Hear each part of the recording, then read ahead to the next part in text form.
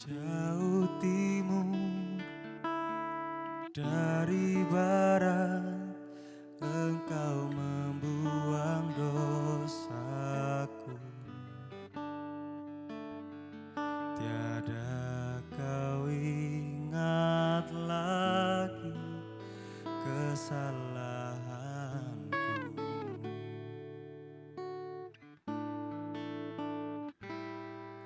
Jauh ke dalam tubir laut, kau melemparkan dosaku.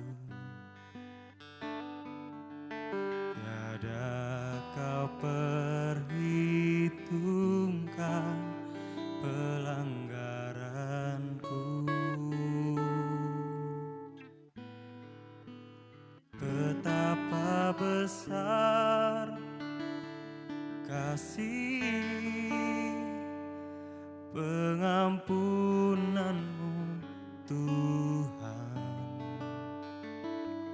Tak kau pandang hina hati yang hancur.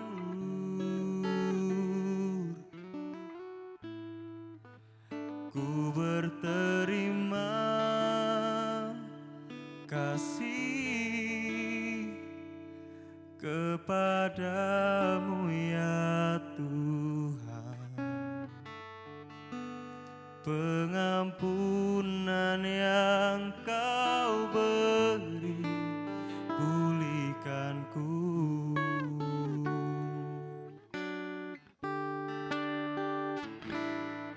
Sejauh timur dari barat, Engkau membuang dosaku.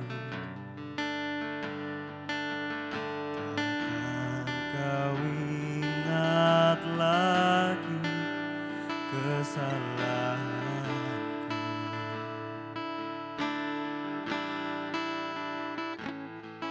Jauh ke dalam tubir laut, kau melemparkan dosaku. Tiada kau perhitungkan pelanggaranku. Betapa besar kasih pengampunanmu, Tuhan. Takkan pandang hina hati yang hancur.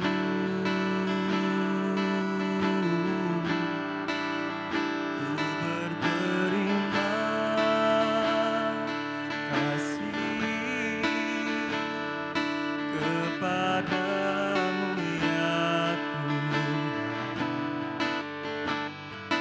Pengampunan yang kau beri, pulihkanku.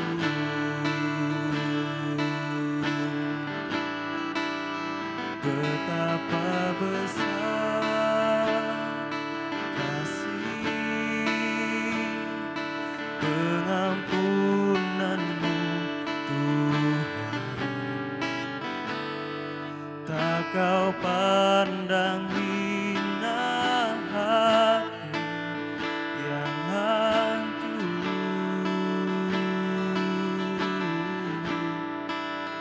Ku berterima kasih kepadamu ya Tuhan. Pengampunan yang kau beri, pulihkanku.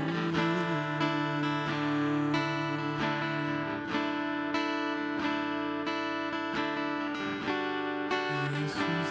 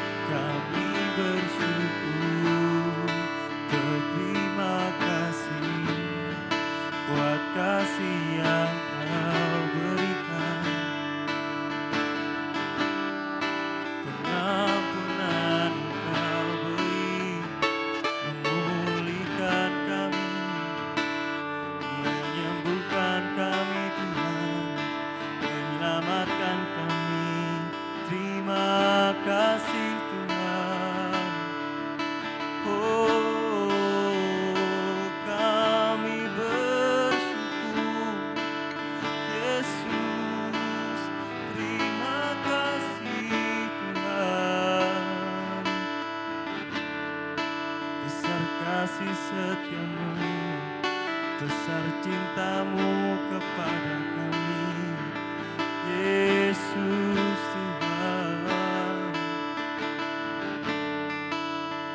Yesus Tuhan.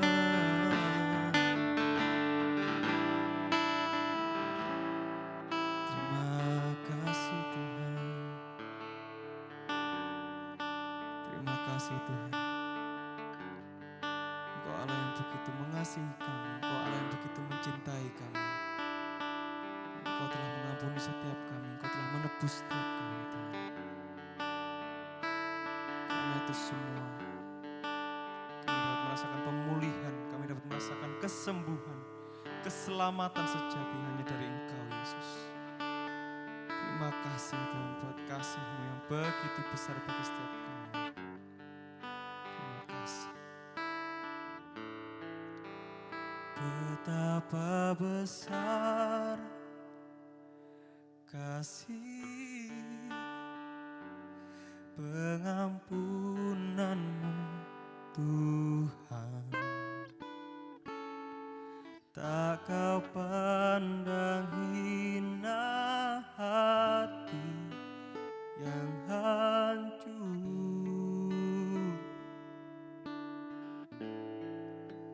Ku berterima kasih kepadamu ya Tuhan, pengampunan yang Kau beri, pulihkanku.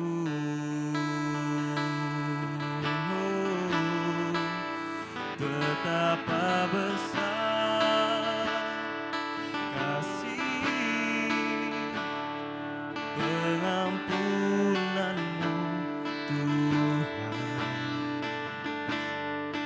tak Kau pandang hina hati yang hancur.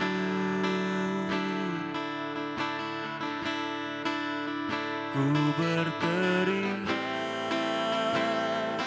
kasih kepadamu ya Tuhan, pengampunan yang Kau beri, pulihkanku.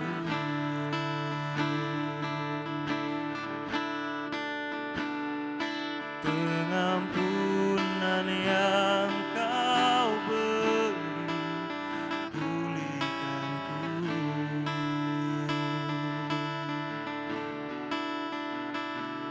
Pengampunan yang Kau beri, pulihkanku.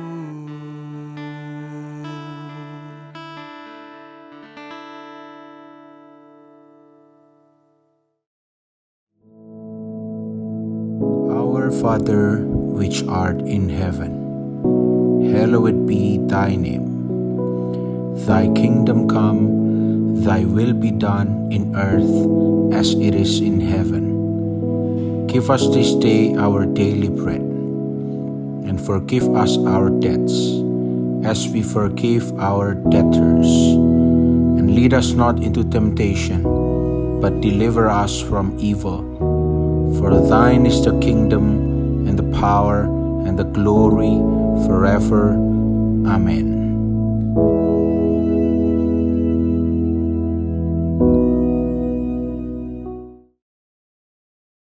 Shalom, selamat pagi jemaat Tuhan dimanapun berada pagi hari ini. Baiklah, kita akan merenungkan firman Tuhan. Dan renungan firman Tuhan di pagi hari ini saya ambil dari Lukas pasal 9 ayat 23 sampai dengan ayat yang ke-26. Demikianlah firman Tuhan. Katanya kepada mereka semua, setiap orang yang mau mengikut aku, ia harus menyangkal dirinya, memikul salibnya setiap hari dan mengikut aku. Ayat yang ke-24, karena barang siapa mau menyelamatkan nyawanya, ia akan kehilangan nyawanya. Tetapi barang siapa kehilangan nyawanya karena aku, ia akan menyelamatkannya. Ayat yang ke-25, apa gunanya seorang memperoleh seluruh dunia, tetapi ia membinasakan atau merugikan dirinya sendiri. Ayat yang ke-26, sebab barang siapa malu karena aku dan karena perkataanku, anak manusia juga akan malu karena orang itu apabila ia datang kelak dalam kemuliaannya dan dalam kemuliaan Bapa dan malaikat-malaikat kudus. Saudara, mengikut Yesus seringkali digambarkan sebagai jalan yang penuh berkat dan sukacita. Hal itu benar ya saudara, namun Yesus tidak pernah menutupi fakta bahwa mengikutnya atau mengikutinya juga menuntut harga yang sangat besar.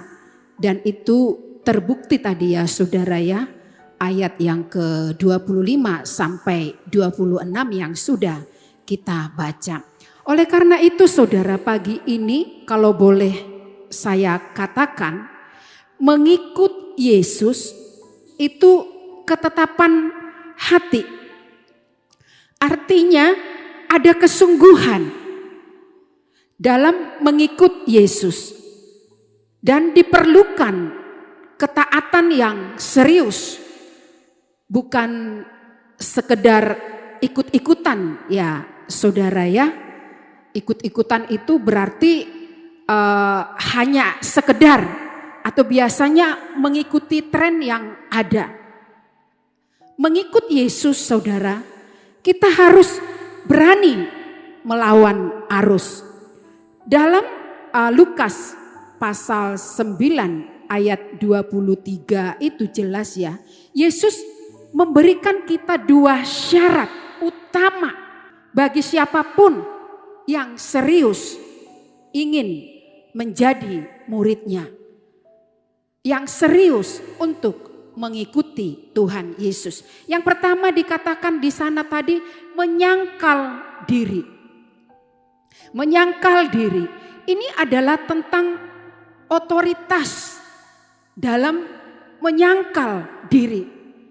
Berarti berani berkata tidak pada ego kita, ya, pada ego kita, kehendak kita, kemauan kita, dan berkata ya pada kehendak Tuhan, ya. Kalau kita baca tadi di ayat yang ke-25 ya, di sana dikatakan, apa gunanya seorang memperoleh seluruh dunia, tetapi ia membinasakan atau merugikan dirinya sendiri. Ini adalah orang yang mempunyai ego yang tinggi, ambisius untuk mendapatkan sesuatu, mau menerjang apapun, tidak peduli itu benar atau salah, melanggar norma-norma hukum, terutama kebenaran firman Tuhan, ya. Ingin mendapatkan semua hal yang diinginkan, ingin menjadi nomor satu, ingin menjadi yang utama, tidak mau merendahkan hati. Ini namanya orang yang memiliki ego yang tinggi, tidak ada suatu penyangkalan diri. Saudara, dari sini kita belajar ya. Seperti Yohanes Pembaptis, saudara ya. Kita boleh belajar dari Yohanes Pembaptis yang mengatakan ya bahwa ia harus makin besar, yaitu Tuhan Yesus, ya. Ia harus semakin besar dan aku harus makin kecil.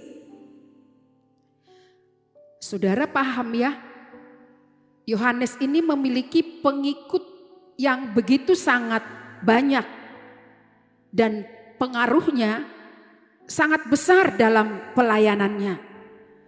Namun ia dengan sukarela mundur demi memberi jalan bagi pelayanan Yesus. Dari teladan Yohanes Pembaptis ini saudara ya, memberi kita pelajaran tentang menyangkal diri, yaitu mematikan egonya dan keinginan untuk menjadi pusat perhatian demi kemuliaan Tuhan. Ya, bisa saja ya pada saat itu dengan jumlah orang-orang yang sudah mengikuti Yohanes Pembaptis ya, bisa saja bisa tampil lebih, tapi dia tidak mau saudara ya, dia tidak mau melakukan itu. Namun ia dengan rela mengatakan biar ia menjadi kecil ya, agar Kristus semakin menjadi besar. Demikianlah. Tidak ada sesuatu hal yang lebih penting dalam hidup kita kecuali Yesus yang menjadi terutama di dalam kehidupan kita. Kita boleh mengesampingkan segala hal-hal yang kita inginkan untuk mengikut Yesus. Lebih lagi mau menyangkal diri ya, mau mengutamakan Yesus, mau kita mengesampingkan hal-hal mungkin yang penting bagi kita, tapi tidak penting dalam mengikut Yesus. Yang kedua dikatakan di sini memikul salib, dan ada kata setiap hari ya, memikul salib setiap hari. Memikul salib adalah tentang kesetiaan yang berisiko, saudara ya. Kita baca firman Tuhan yang sangat menguatkan tadi di dalam ayat yang ke-24 dan ayat yang ke-26. Dikatakan di sana, karena barang siapa mau menyelamatkan nyawanya, ia akan kehilangan nyawanya. Tetapi barang siapa kehilangan nyawanya karena aku, ia akan menyelamatkannya. Sebab barang siapa malu karena aku dan karena perkataanku, anak manusia juga akan malu karena orang itu apabila ia datang kelak dalam kemuliaannya dan dalam kemuliaan Bapa dan malaikat-malaikat kudus. Saudara, salib melambangkan kesediaan kita untuk menderita, malu, ditolak, atau berkorban demi mempertahankan kebenaran firman Tuhan. Memikul salib, saudara, bukan sekedar menghadapi masalah hidup biasa seperti sakit gigi, pusing, ban bocor tiba-tiba di jalan, yang mengendarai sepeda motor, mobil, ya. Bukan ini saudara, melainkan ketaatan total, kesediaan untuk menaati firman Tuhan, bahkan ketika itu terasa berat, mempermalukan ego kita, atau menyakitkan secara fisik dan mental. Ini yang disebut dengan memikul salib. Kita tidak malu menjadi pengikut Kristus. Kita tidak malu menjadi orang yang setia beribadah. Orang yang setia berpuasa. Ya, ada toh? Mungkin saudara pernah mengalami ya. Mungkin kita berpuasa. Ya. Lalu ada yang nyeletuk begini. Puasa apa? Bebannya berat ya? Lagi banyak masalah ya? Apakah saudara marah? Apa jawaban kita? Bisakah kita berkata puji Tuhan? Ada amarah toh? Ya, ada sakit hati. Sakit. Ya. Bapak Gembala kita sudah mengatakan dalam firman-Nya, memikul salib itu bukan hukuman, saudara. Ya, bukan hukuman. Tapi memang sesuatu yang kadang hal yang tidak kita pikirkan bisa terjadi. Misalkan hari ini kita mau keadaannya baik-baik saja, tidak ada hal yang menyakitkan. Tapi kenyataannya berbeda. Kadang dalam perjalanan kita, mungkin dalam satu hari ini, kita pengen semua baik-baik, ya. Tidak ada sesuatu hal yang tidak enak. Tapi ada saja nanti godaan. Nah, di sini kita bisa mempertahankan diri kita untuk tidak jauh dari kebenaran firman Tuhan. Kita boleh tetap menata hati kita, pikiran kita, pemahaman kita untuk semua hal, ya. Ada penguasaan diri di dalam diri kita supaya kita tidak sampai berdosa. Kita bisa memikul salib meskipun rasanya sakit, tapi kita mau jalani dengan mengucap syukur kepada Tuhan. Saudara, mengikut Yesus itu adalah sesuatu yang memang kita seriusi. Seperti saya katakan tadi, bahkan menjadi tema firman yang saya berikan. Mengikut Yesus itu pilihan hati. Jadi tidak hanya sekedar mengikut Yesus. Tapi saya tambahi kata atau kalimat, mengikut Yesus itu pilihan hati. Ketetapan hati, artinya ada keseriusan di dalam diri kita.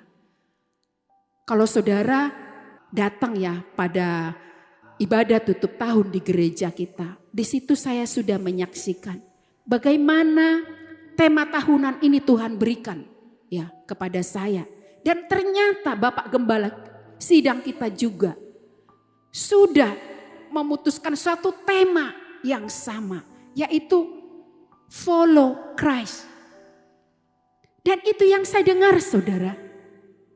Ketika saya bertanya, berdoa, saya ambil keseriusan berdoa.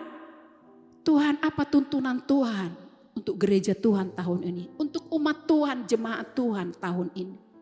Dengan jelas di telinga saya itu berkata, follow me. Saya ini berkata kepada Tuhan, follow me. Tuhan, apakah saya belum mengikut Tuhan? Tiap hari saya bertanya dan bertanya, terus bertanya. Apa? Maksudnya itu mengikut Tuhan itu seperti apa? Saya seorang pelayan Tuhan. Ya. Masa saya belum seorang yang mengikut Tuhan? Itu menjadi suatu pertanyaan di dalam diri saya, saudara.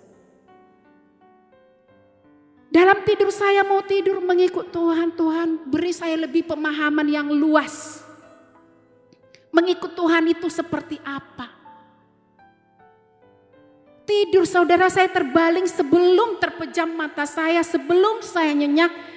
Hati saya, roh saya masih berkata-kata dengan Tuhan. Tuhan, mengikut Tuhan itu seperti apa? Beri saya pemahaman, beri saya pengertian. Tuhan kasih saya penglihatan, saudara. Di mana Tuhan Yesus berjalan di depan. Dengan jubahnya yang putih sampai ke tanah. Dan ada murid-murid. Yang saya katakan itu murid-murid. Barang siapa yang mengikut Yesus itu adalah murid. Dikatakan murid adalah karena dia setia mengikut Yesus. Bukan hari ini setia, besok tidak.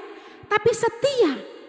Karena dalam penglihatan itu saya diperlihatkan Yesus yang berjalan di depan. Dan ada murid-murid di belakang yang begitu banyak mengikuti Yesus. Dengan pakaian putih juga. Itu seperti jubah ya saudara. Tapi itu selutut. Selutut saudara. mengikut Yesus. Mereka ada di belakangnya Tuhan Yesus. Yesus di depan sebagai pemimpin. Yesus ke kanan, semuanya ikut ke kanan. Rapat barisan itu saudara, rapat. Diikuti terus seperti itu. Jadi Yesus yang di depan, kita yang di belakang. Bukan kita yang di depan, lalu kita mendikte. Supaya Tuhan melakukan itu dan ini dalam kehidupan kita. Bukan seperti itu saudara. Tapi kita mengikuti Yesus. Kemana Yesus melangkah, ke situlah kita melangkah. Dan yang Tuhan lebih kasih lagi suatu pengertian kepada saya. Mengikut Yesus itu adalah mengikuti jejaknya. Apa itu jejaknya? Yaitu kasih, saudara. Kasih yang ditinggalkan Tuhan Yesus. Kasih yang diajarkan Tuhan Yesus. Kasih yang begitu besar. Pengorbanan Yesus di kayu salib. Berbicara pengampunan. Berarti jejaknya yang kedua berbicara pengampunan. Ya saudara. Ketaatan melakukan firman Tuhan. Sudahkah saudara mengasihi? Sudahkah saudara mengampuni? Sudahkah saudara taat melakukan firman Tuhan? Ini saudara. Jangan kita mendahului rencana Allah. Saudara ingat kisah Ishak, Esau, Yakub, Ribka. 4 tokoh. Ya, 4 tokoh yang mendahului pekerjaan Tuhan. Padahal sebelumnya Tuhan katakan ya, mungkin di Kejadian 25, 26 apa 27 ya. Saudara bisa baca di sana kisah Bapak Ishak, Ibu Ribka, Esau dan Yakub. Tuhan kan sudah katakan bahwa Tuhan akan memberkati anak-anak dari Ishak dan Ribka. Dan dikatakan yang lebih muda itu akan diberkati. Yang lebih tua akan tunduk kepada yang lebih muda. Sudah ada berkatnya, sudah Tuhan atur. Tapi bagaimana Ishak memberikan berkat itu kepada Esau karena makanan-makanan yang dihidangkan. Lalu Ribka kemudian merasa bahwa berkat itu harus tepat. Lalu terjadilah penipuan. Ya. Yakub diberkati. Harusnya kan kalau mereka menanti apa yang Tuhan firmankan, mungkin Yakub ini tidak akan sampai mengalami 20 tahun banyak masalah ya dalam hidupnya. Dia memang diberkati tapi dengan cara menipu, mendahului rencana Allah. Tidak menanti, tidak menunggu ketetapan Allah. Ini saudara, kita belajar. Kalau Tuhan berfirman akan memberkati kita, pasti Dia memberkati kita. Tapi jangan lakukan cara-cara yang melanggar, yang tidak sesuai dengan firman Tuhan. Mengikut Yesus itu saudara, berarti percaya bahwa apa yang ada di depan bersama Yesus jauh lebih berharga dari apa yang kita tinggalkan di belakang. Mengikut Yesus adalah sebuah perjalanan transisi dari hidup untuk diri sendiri menjadi hidup untuk kemuliaan Allah. Biar di hari ini, di pagi hari ini, mari kita belajar tunduk pada firman Allah, berjalan dalam tuntunan Allah, mengikut Yesus dengan setia, mengikut Yesus dengan taat, mengikut Yesus dengan penuh percaya kepada tuntunannya, maka saudara akan diberkati. Biar sepanjang hari ini apapun yang Anda lakukan, yang Anda kerjakan, Tuhan memberkati saudara.